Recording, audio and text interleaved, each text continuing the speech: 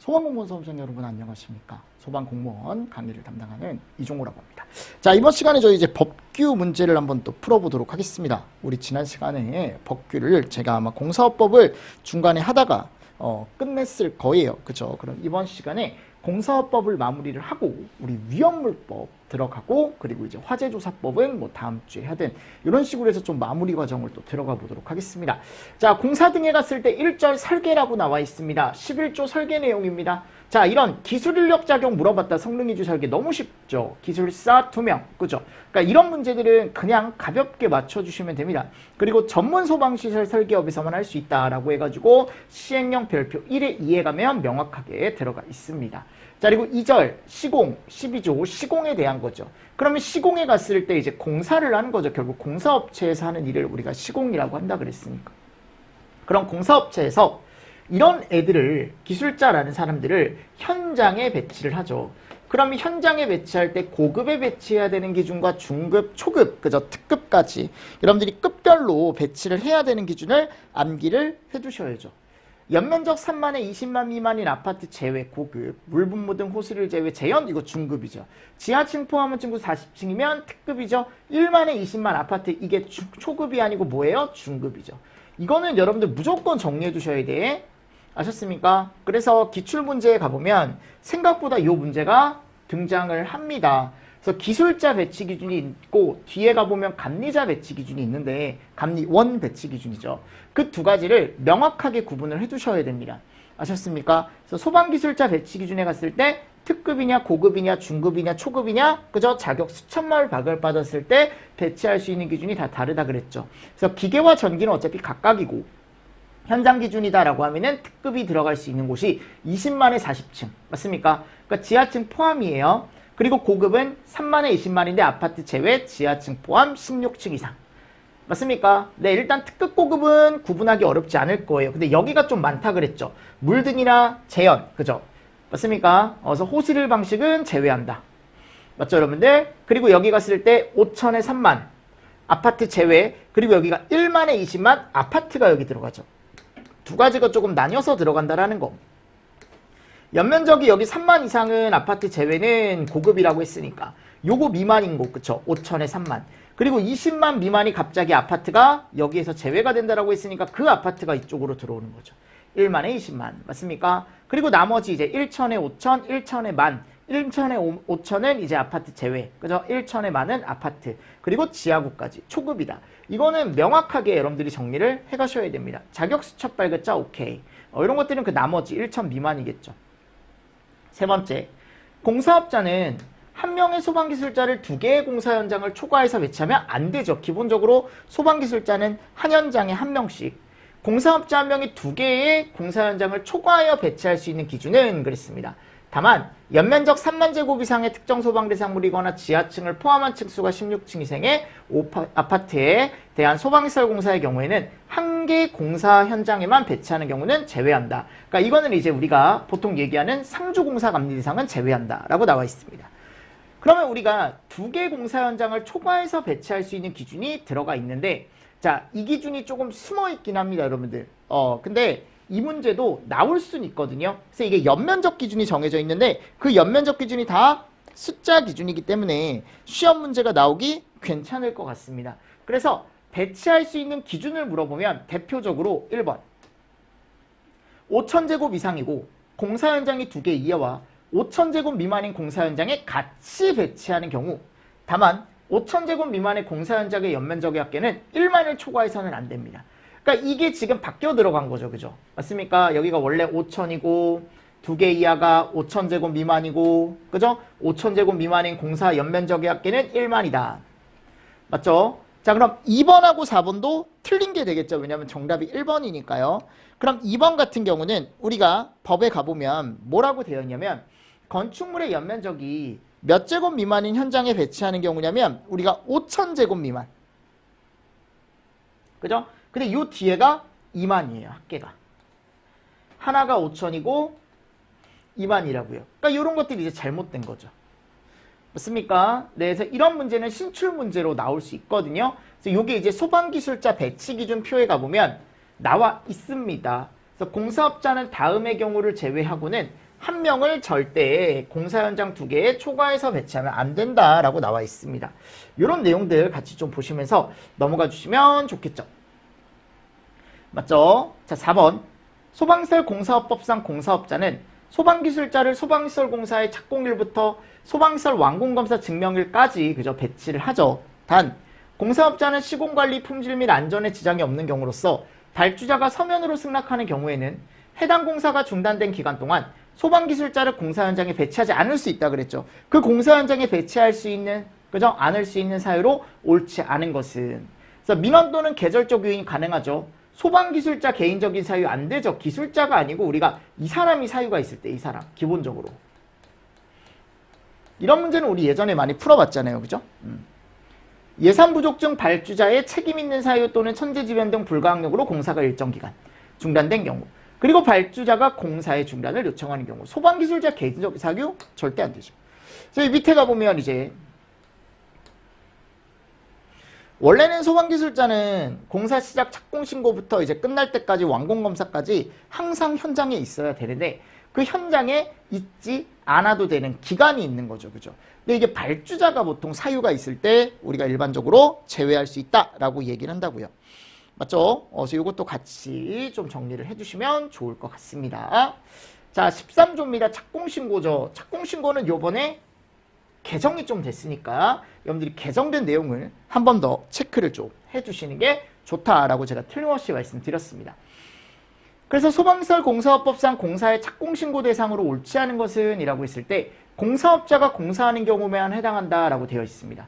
그럼 우리가 이제 착공신고 대상에 가보면 1번 옥내소화전이나 호스를 포함이죠. SP 등도 다 들어가 있죠. 캐비닛형도 다 들어가 있습니다. 맞습니까? 네. 그래서 요번에 요게 이제 한꺼번에 이렇게 이제 표현이 됐죠. 이제 물분무 등도 마찬가지고 다 들어갔죠. 연속, 연살, 자탐, 비경, 비방, 무통, 비콘, 통감 이렇게 들어가 있는데 통감은 신설공사 자체에 우리가 착공신고라는 것 자체에 들어가지 않았다라고 제가 틀림없이 말씀을 드렸습니다.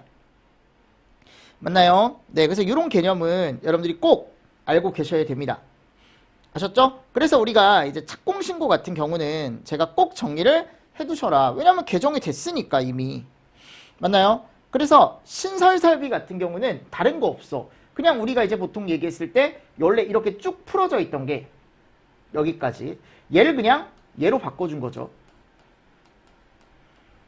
맞습니까? 그리고 여기 쭉 풀어져 있어서 쭉쭉쭉쭉 여기까지 쭉쭉 풀어져 있었는데 얘를 그냥 물분무 등으로 바꿔준 거죠.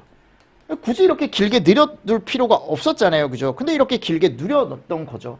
큰 건 없습니다. 나머지는. 아셨죠? 큰 건 없고 나에 갔을 때 증설 쪽에 가보면 여기 신설 쪽에 자탐이나 비경, 자탐이나 자탐 맞습니까? 거기 갔을 때 여기에 요 항목에 뭐가 추가가 됐다? 얘가 추가가 됐다 그랬죠. 신설 쪽에 화재 알림. 이 되게 중요합니다. 여러분들 화재 알림. 화재 알림은 이번에 뜰 수도 있어요. 시험 문제로. 아셨죠? 화재 알림 설비 추가가 됐습니다. 착공신고 대상에 신설에 추가가 된 거죠. 자, 그리고 밑에 갔을 때 우리 나에 가보면 증설이 틀림없이 있었단 말이에요. 그죠? 그럼 증설 쪽에 갔을 때 자탐 설비만 들어가 있었던 게 여기에 알림 설비가 추가가 된 거고 개정된 사항입니다. 이거는. 맞습니까? 그리고 SP 등이나 물분무 등 소화 설비. 자, 이게 이제 SP 등으로 바뀐 거죠. 그러니까 SP 등으로 바뀌었기 때문에 우리는 뭘로 이제 여기서 조기 진압용까지 들어간다라는 걸 알고 계셔야겠죠. 그치? 그리고 여기에 특이한 게 방호와 방수가 추가가 됐습니다. 왜냐하면 이게 개방형에 대할 땐 보통 방수라고 얘기하기 때문에 SP에 개방형을 설치하기도 하잖아요. 그죠? 그래서 여러분들 개방형 때문에 방수구역이란 말이 추가가 됐어요. 방호구역이 없어진 게 아니에요. 그래서 방호 방수구역 이런 식으로 표현이 됐습니다. 그래서 알고 계시면 좋을 것 같아요. 자, 그리고 여기 갔을 때 이제 요게 따로 뽑아져 나왔다 그랬죠? 라 해가지고. 굳이 이거 동력하고 같이 쓸 이유가 없거든. 그지? 그래서 이런 식으로. 그러니까 이런 것들이 요번에 개정이 됐습니다. 개정이 됐습니다. 됐습니까? 여러분들 하실 수 있죠. 이런 내용들. 제가 예전에 그 개정 특강에서 말씀을 드렸죠. 꼭 정리를 해 가셔야 됩니다. 6번 착공신고 대상으로 옳은 것을 옳게 짝지은 것은 그랬습니다. 기억번. 특정 소방 대상물의 옥내 소화전, 호스를 포함해서 신설. 오케이. 니은번. 자속, 비경, 비방, 그죠? 비콘, 이런 것들을 신설하는 공사. 근데 여기 갔을 때 우리가 속보 설비는 따로 들어가지 않죠. 그럼 뭐가 들어가야 돼, 여기? 탐지 설비가 들어가야지, 탐지. 그리고 최근에 알림도 추가가 됐다. 일단 요건 잘못된 거죠. 속보 자체가 아니다 보니까. 연살 설비의 살수구역, 연송의 송수구역, 그죠? 비콘의 전용회로 연소방지 설비의 살수구역을 증설. 오케이. 옥내 오개수화전 증설. 기억, 디귿, 리을. 정답 2번. 7번. 소방공사업법상 공사업자가 신고한 사항 가운데 행안불용으로 정하는 중요한 사항을 변경했을 땐 변경신고를 꼭 해야 되는데 행안불용으로 정하는 중요한 사항이 아닌 것은 그랬습니다. 맞나요? 그럼 행안불용으로 정하는 중요한 사항이 아닌 것은 했을 때 우리가 이제 뭐를 알고 계셔야 돼? 우리가 기본적으로 착공신고라는 걸 한다 그랬죠. 그럼 착공신고를 하고 추후에 변경되는 중요한 내용이 있을 거란 말이에요. 그럼 그러한 중요한 내용이 있으면 공사업자가 변경신고를 해야 돼. 맞습니까? 그래서 신고를 꼭 해줘야 되는데 그 내용이 뭐였어요? 우리가 이런 시공자라던가 또는 소방시설의 종류가 바뀐다던가 시공하는 곳의 주소는 따로 들어가 있지 않죠. 책임 시공자가 조금 바뀐다던가. 맞나요? 이런 내용들이 여러분들 들어가 있었죠. 맞습니까? 네. 그래서 우리는 착공 전까지 착공신고서나 변경신고서를 첨부해서 본서에게 뭐를 해줘야 된다? 신고를 해줘야 된다 라고 들어가 있었죠. 맞죠? 그래서 중요한 사항에 대한 변경신고에 대한 거 한 번 더 여러분들 정리를 조금 잘 해주시면서 넘어가 주시면 좋을 것 같습니다. 됐나요? 됐습니다. 네, 이런 것도 한번 읽어보시고요. 네, 읽어보시면서 넘어가 주시면 될 것 같습니다. 됐죠? 그래서 이런 내용들은 이제 우리가 처음에 공사를 할 때 착공신고 할 때 서류예요. 이거는 뭐를 할 때 서류? 착공신고 할 때 서류입니다. 착공신고 설계할 때 서류고 얘는 뭐예요? 이제 변경이 됐을 때 신고해야 되는 중요한 사유. 제가 방금 말씀드렸다시피 이렇게 세 가지가 들어가 있다. 그지? 그래서 이항각호에 해당하는 사항이 있으면 30일 이내에 공사 착공신고서, 변경신고서에 서류를 첨부하여 본서에게 신고를 해라. 그럼 2일 이내에 또 뭐를 해줘라? 처리를 해줘라. 이런 내용도 틀림없이 여러분들 들어가 있었다라는 거. 한 번 더 정리를 좀 해주시면서 넘어가 주시면 좋을 것 같습니다. 맞습니까? 네, 같이 정리를 해주십시오. 같이 정리를 해주십시오. 됐죠? 네, 됐죠? 이 내용 같이 보시면서 넘어가 주시면 되지 않을까라고 생각을 합니다. 그리고 참고로 여기 설계성명서를 포함한다 이런 말이 요번에 이제 삭제가 된 거죠. 그냥 설계도서 한부, 설계도서 한부. 요번에 이제 저런 것들이 조금 바뀌었다라는 것도 한번 체크해 보시면 좋을 것 같습니다. 자, 8번 문제입니다. 착공신고 시 본서에게 신고를 해야 되는데, 그죠? 첨부해야 되는 서류가 아닌 것은 그랬습니다. 맞습니까? 네. 그래서 착공신고를 할 때 우리가 이제 뭐를 해야 되냐면 말 그대로 서류를 내줘야죠. 그죠? 그럼 공사의 책임 시공 및 기술 관리를 하는 기술 인력의 기술 등급을 증명하는 서류, 설계업 등록증이라던가 이런 것들이 들어가 줘야 되는데, 자, 중요한 게 뭐다? 이게 설계업 등록증이 아니라고. 그럼 뭐가 들어가야 돼요, 여러분들? 공사업 등록증이 들어가야죠. 설계도서가 변경되는 경우 설계도서. 근데 이런 말이 없어졌다고. 설계설명서 포함. 그냥 설계도서 한부. 그리고 하도급에 대한 것도 들어가 줘야 된대요. 그죠? 그러니까 이런 내용들이 우리가 들어가 줘야 되는 서류들이다라고 알고 계시면 됩니다. 됐습니까? 그래서 아까 여기 나와 있는 거, 요 내용. 요게 이제 착공신고 시에 첨부해야 되는 서류 목록이거든요. 근데 요 설계설명서가 아까 삭제가 됐다라고 했으니까, 멘트가 삭제가 됐다라고 했으니까, 뭐 이 멘트 삭제됐다라고 생각하면은 우리는 설계업 등록증은 필요 없다고요. 이게 왜냐하면 착공신고를 하는 거기 때문에 착공신고를 설계업자들이 하는 게 아니잖아요. 그죠? 누가 하는 거예요? 공사업자들이 하는 거기 때문에 본인들 회사에 대한 어떤 신분이라기보단 약간 확인용. 그죠? 우리 회사가 제대로 된 회사다라는 걸 확인할 수 있게. 9번. 자, 요거는 우리가 세 가지라 그랬죠? 수신반, 소화펌프, 동력, 감시. 그치? 근데 요번에 요게 이제 빠져나온 거죠. 그럼 제어반이라는 건 없다. 맞죠, 여러분들? 그래서 아까 제가 적어드린 내용 한 번 더 보시면서 넘어가 주시면 좋을 것 같습니다. 됐습니까? 네, 같이 정리를 좀 해주십시오. 자, 그리고 완공검사에 대한 내용으로 옳지 않은 것은 그랬어요. 완공검사는 우리 많이 풀었죠. 공사업자는 소방시설 공사를 완공하면 본서에 완공검사를 받아야죠. 다만 공사감리자가 지정되어 있는 경우에는 공사감리 결과보고서로 완공검사를 가름하되 대통령령으로 정하는 특정 소방대상물의 경우 본서, 공사가 공사감리 결과서대로 완공되었는지를 현장에서 확인할 수 있다. 그래서 이게 시험 문제가 잘 나오죠. 그죠? 현장 확인 대상. 공사업자가 소방대상물 일부분의 공사를 마친 경우로서 전체 시설이 준공되기 전에 부분적으로 사용할 필요가 있다라고 하면은 부분완공검사. 그죠? 본서는 그 일부분의 공사가 실제로 완공됐는지를 가서 확인할 수 있다라는 멘트가 있습니다. 그리고 본서는 완공검사나 부분완공검사를 했을 때 그에 따른 증명서 발급을 또 해줘야 되고요.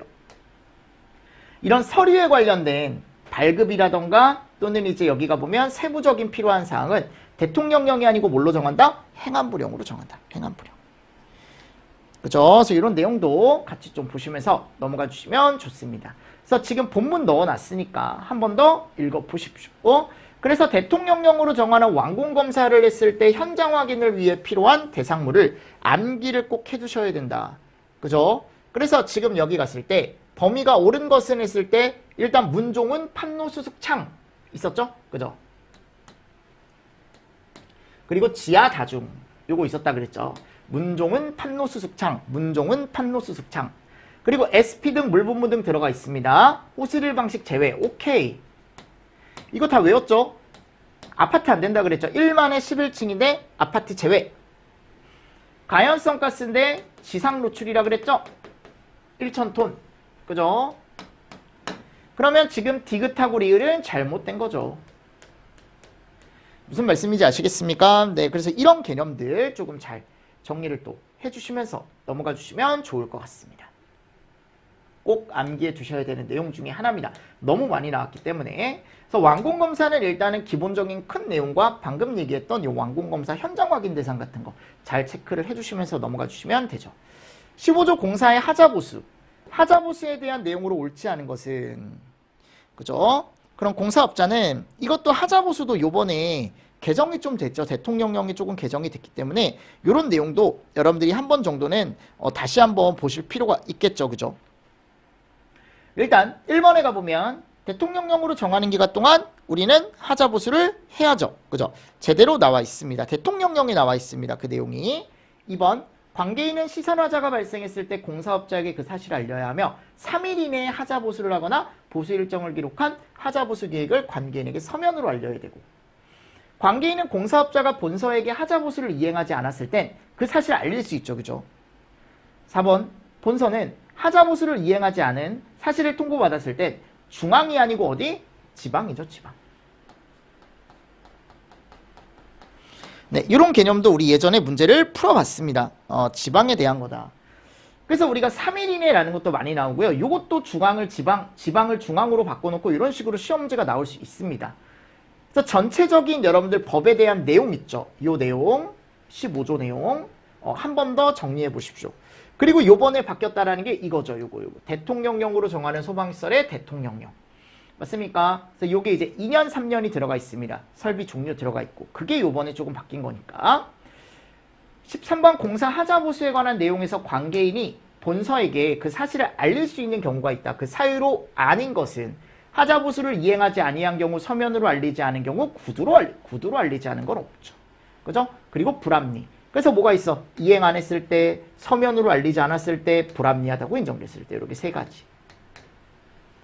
맞습니까? 그리고 여기 보증기간 요거 꼭 암기를 해주셔야 되는데 요번에 요게 조금 바뀌었다라는 거. 맞죠? 그래서 그때 개정 특강하면서 이런 것들은 바로바로 그 즉시 바꿔주셔야 된다라고 틀림없이 말씀을 드렸습니다.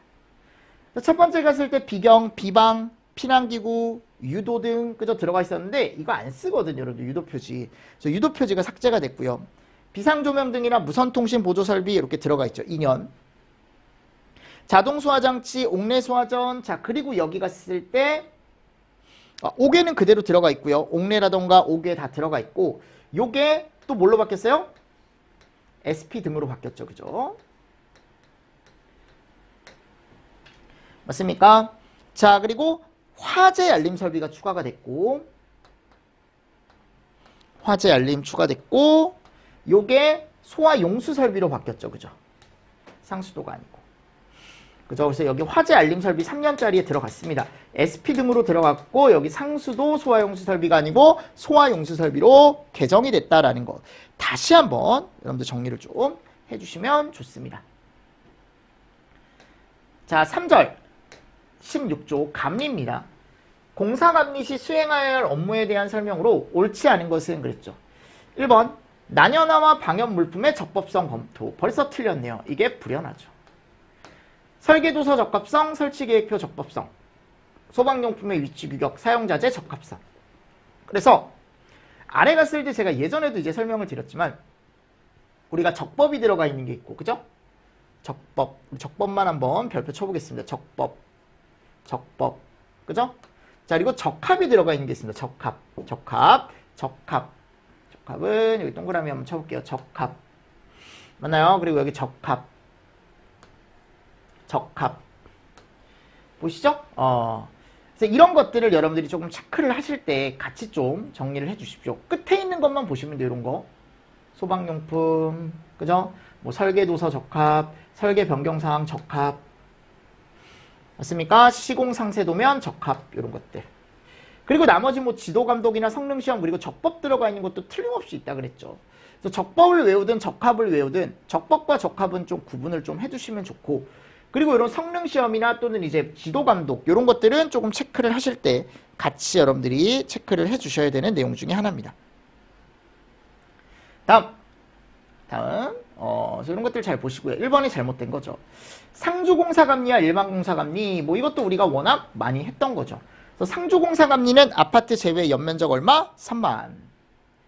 두 번째, 일반공사감리원의 감리업자는 감리원이 부득이한 사유로 7일 이내 범위에서 업무를 수행할 수 없을 땐 업무대행자 지정이 가능하다. 자, 일반공사감리에서 업무대행 기준에 가보면 이게 7일이 아니고 며칠이라고 되어 있냐면 14일이라고 들어가 있습니다. 일반공사감리원은 행안부령으로 정하는 기간 중에 주 1회 이상 감리 일지. 지하층 포함한 층수가 16층에 500세대인 아파트는 상주공사. 그죠? 그래서 이런 내용들 아래 해설에 가보면 제가 이 내용을 넣어놨어요. 당연히 이건 너무 많이 나왔고 요거는 무조건 암기하셔야 되고, 오른쪽에 있는 내용도 꼭 암기를 해 주십시오.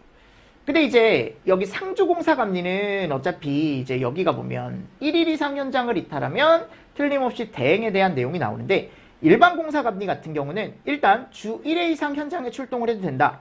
그죠? 출근이죠. 출동이 아니고. 감리업자는 감리원이, 자, 여기 잘 보십시오. 14일 이내 범위에서 업무를 수행할 수 없을 때 대행자 지정을 한다. 그리고 3호에 따라 지정된 업무 대행자는 주 2회 이상 공사 현장에 배치가 돼요. 그죠? 대행자는 주 2회예요. 기본은 주 1회고요. 이런 것들 조금 잘 다 정리를 하셨겠지만 한 번 더 정리를 좀 해주시면 좋을 것 같습니다. 17조 공사감리자의 지정이라고 나와 있습니다. 공사업법상 공사감리자 지정 대상 특정 소방 대상물의 범위가 아닌 것을 고르시오 그랬어요. 맞죠? 그럼 감리자 지정 대상도 우리가 암기를 해 두셔야죠. 맞습니까? 그럼 공사감리자 지정 대상에 갔을 때, 자, 우리가 기본적으로 제일 크게 바뀐 게 요번에 화재 알림 설비가 개정이 됐죠. 그죠? 그래서 화재 알림 설비 들어간 게 제일 큰 것 같아요, 요번에. 그러면 요거는 이제 기존에 있는 거 그냥 찾아주시면 되거든. 우리가 원래 배웠던 거. 왜냐면 여기는 크게 바뀐 게 없습니다. 화재 알림 설비 추가된 거 빼고는. 그래서 우리가 보통 얘기했을 때 기억에 가보세요. 비상방송 설비라고 들어가 있는데 신설, 개설은 들어가 있지만 증설 안 들어가죠. 옥내, 물분무 등 들어가 있는데 요 물분무 등에 갔을 때 호스릴은 여기는 또 제외잖아요. 그죠? 재현설비, 신설, 개설, 재현구역, 증설. 그죠? 이런 것도 들어가 있고, 연살이 이게 송수구역이라고 들어가 있다 그랬죠? 맞나요? 그래서 지금 맞는 게 뭐하고 뭐밖에 없는 거야, 지금. 니은하고, 여기가 보면, 리을, 그쵸? 리을. 요거밖에 없는데, 틀린 걸 골라라라고 했기 때문에 기억, 디귿, 미음이 되는 거지. 그죠? 정답 몇 번? 4번. 맞습니까? 그래서 틀린 걸 골라라라고 했습니다. 틀린 걸 골라라. 문제 잘 읽어보시고 정답이 4번이죠. 그리고 여기에다가 이제 뭐 추가시키시면 돼? 여기에 추가가 됐습니다. 여기에.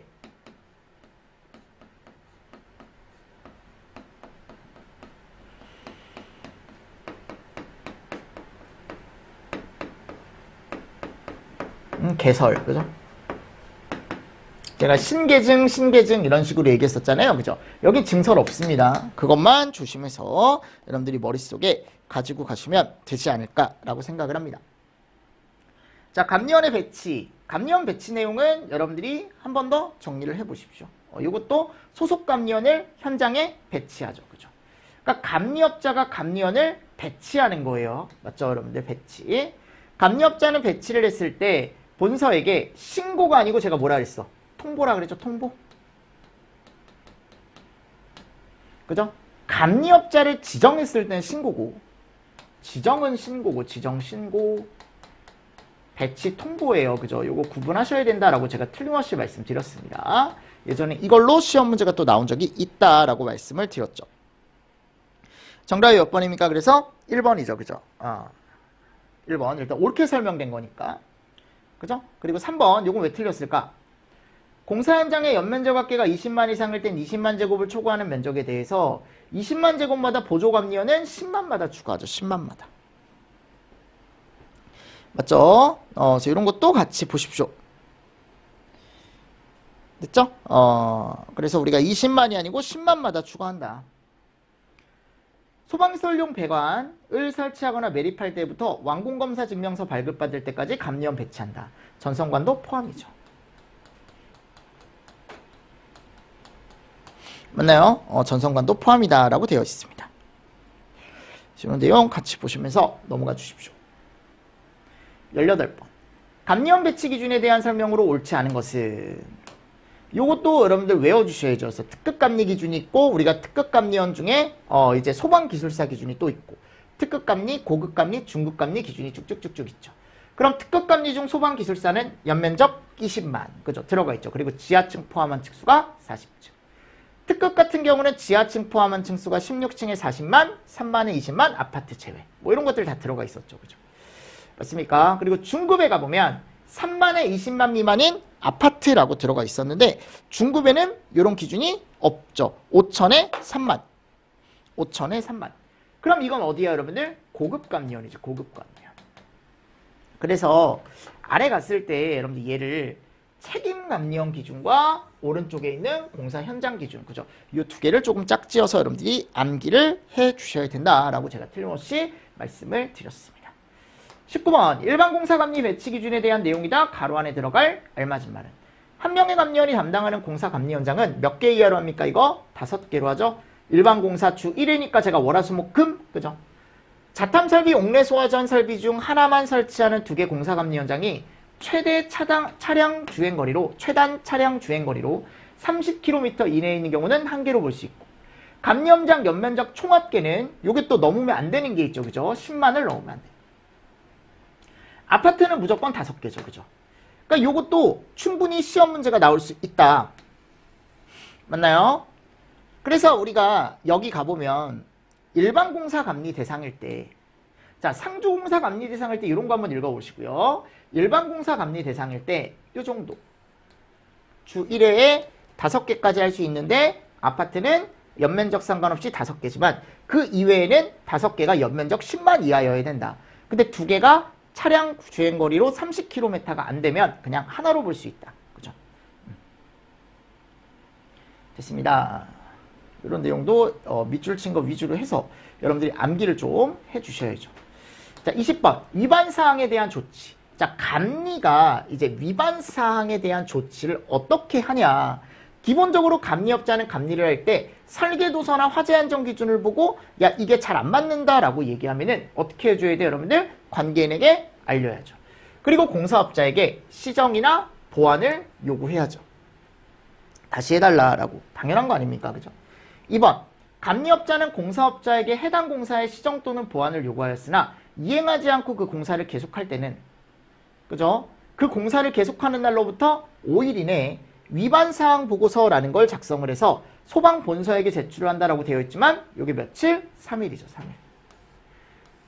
감리업자는 공사업자가 시정 또는 보완 요구를 이행하지 않고 그 공사를 계속할 땐 행안부령으로 정하는 바에 따라 본서에게 사실을 보고하고 불이익 주면 안 되죠. 그죠? 그래서 이 내용 가지고 제가 문제를 낸 겁니다. 그래서 기본적으로 감리업자는 설계도서나 또는 뭔가 기준에 맞지 않으면 시정 보완 요구해야죠. 그럼 공사업자는 그 요구에 당연히 따라야 되는 거고, 따르지 않았을 땐 그건 어쩔 수 없습니다. 우리가 본서에게 알릴 수밖에 없는 거죠. 그죠? 이런 내용이 들어가 있는 거고요. 자, 감리 결과 통보 21번. 감리업자가 공사에 감리를 마쳤다. 그럼 누구한테 알려야 되죠? 세 사람? 관계인, 도급인, 건축사. 근데 여기 누구한테 알린대? 건축가. 잘못됐죠? 그리고 본서에게 보고서 제출해야죠. 네, 틀림없이 이런 내용이 있었습니다. 그죠? 그리고 요거 7일 이런 것들 같이 정리를 좀 잘 해주셔야 됩니다. 됐습니까? 네. 자, 그리고 나서 여기 갔을 때 이제 요거 공사 감리 결과 통보할 때 내줘야 되는 서류 아셔야죠. 성능시험 조사표, 착공시용고 후 변경된 소방시설 설계 도면, 감리 일지, 맞습니까? 이런 것들 같이 보셔야죠. 그리고 사용 승인 신청서, 상용 승인 신청을 증빙할 수 있는 서류, 이런 것들 같이 좀 보시면서 넘어가 주셔야 되지 않을까라고 생각을 합니다. 자, 22번 문제 보겠습니다. 감리업자가 공사를 감리할 때 공사나 설계도서나, 그죠? 화재 안전 기준에 맞지 않을 때 가져가. 화재 안전 기준에 맞지 않은 경우 취할 수 있는 조치에 해당하지 아니하는 것은 관계인에게 알릴 수 있죠? 그죠? 그리고 나서 요거 요구하는 거죠. 공사업자에게. 시정 보완을 안 하면 중지시키는 게 아니고 누구한테 얘기하면 돼? 가서 본서한테 얘기하면 되는 거예요. 맘대로 중지는 못 시킵니다. 그죠? 이런 것도 나와 있었죠, 우리. 자, 됐습니다. 자, 4절 도급. 자, 도급은 일을 주는 거죠. 그죠? 그래서 관계인 또는 발주자는 공사 등을 도급할 땐 해당 소방시설 업자에게 도급을 해야 되며, 공사는 다른 업종의 공사와 분리하여 도급하여야 한다. 다만 공사 분리 도급을 하지 않아도 되는 예외 기준이 있었죠, 우리. 맞습니까? 그 예외 기준에 해당하는 것을 모두 고르시오. 자, 긴급 착공. 1000제곱 이하의 비상경보. 이건 잘 안 보는 건데 들어가 있습니다. 국가 첨단 관련, 기술 관련, 연구시설, 개발시설. 제품을 생산하는 시설 공사일 때. 그리고 국가 유산 수리 및 재개발, 재건축 공사. 공사 성질상 분리하여 도급하는 것이 곤란하다고 누가? 청장이 인정하는 경우. 지금 이거는 다 들어가 있는 거죠. 이게 언제든지 또 나올 수 있습니다. 아셨죠? 그래서 아래 갔을 때 분리도급의 예외 조건이다 라고 해서 제가 넣어놨죠. 전체적으로 여러분들이 보셔야 됩니다. 이거는 여러분들 입찰 같은 경우는 한번 시험 문제가 나오긴 했으니까 대안, 일괄, 기술 제한 다 기술 제한 입찰이죠. 하나는 실시 설계, 하나는 기본 설계, 그죠? 이런 것들 정도 정리를 조금 해주시면서 넘어가 주시면 되지 않을까. 이거 전체적으로 제가 외워야 된다라고 말씀드렸습니다, 그죠? 언제든지 나올 수 있습니다. 임금에 대한 압류 금지라는 조항이 있습니다. 21조의 2에 가보면. 그래서 옳지 않은 것은 이라고 했을 때 관계인 또는 발주자는 공사 등을 도급할 때는 당연히 2번 공사업자가 도급받은 공사의 도급금액 중 그 공사 하도급한 공사는 제외가 아니고 이것도 다 포함이죠. 하도급 공사까지 다 포함해서 절대 임금에 대한 근로자 월급에 대한 건 압류가 안 됩니다. 도급받은 자는 공사 일부를 다른 공사업자에게 하도급할 수 있죠. 도급을 받은 자가 공사 등을 하도급할 때는 행안부령으로 정하는 바에 따라 미리 관계인과 발주자에게 당연히 알려야 되고요. 그래서 이 도급의 원칙이라는 곳에 가보면 이런 것들이 뒤에 가보면 도급이나 하도급 쪽에 가보면 이 내용이 들어가 있습니다. 이런 내용들이. 그래서 이거는 이따가 여러분들 본문으로 한 번 더 확인을 하시면 되고, 지금은 잘못된 게 이거 2번이다. 2번. 압류에 대한 얘기가 들어가 있습니다. 하도급한 공사까지 다 포함해서 압류 못합니다. 21조의 3 도급의 원칙이라는 게 들어가 있습니다. 그죠? 그럼 도급의 원칙, 그러니까 이 문제가 여러분들 잘 안 보는 조항이긴 한데 그냥 문제로 한번 보십시오. 옳지 않은 거 찾으래요. 1번 공사 등의 도급 또는 하도급의 계약 당사자는 서로 대등한 입장에서 합의에 따라 공정하게 계약을 체결하고 신의에 따라 성실하게 계약을 이행해야 한다.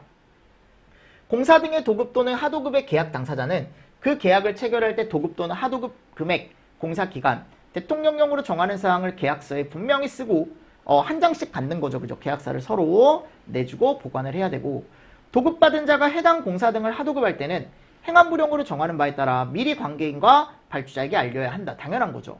하수급인을 변경하거나 하도급 계약을 해지할 때는 알리지 않는 게 아니고 알려줘야지. 돈 주는 사람한테는 당연히 알려줘야죠. 그죠? 꼭 물건을 여기서 사 이런 것들 절대 강요하면 안 된대요. 이제 요게 이제 21조의 3에 가보면 도급의 원칙이라는 게 들어가 있습니다. 그죠? 이 조항 가지고 제가 문제를 하나 만든 거예요. 자, 22조 하도급의 제한이라는 게 들어가 있습니다. 그리고 요거는 제가 조금 쉬었다가 여러분들하고 또 얘기를 한번 해보도록 하겠습니다. 아셨습니까? 네, 그렇게 정리를 좀 해볼게요. 자, 이번 시간도 여러분들 수고 많으셨습니다. 수고하셨습니다.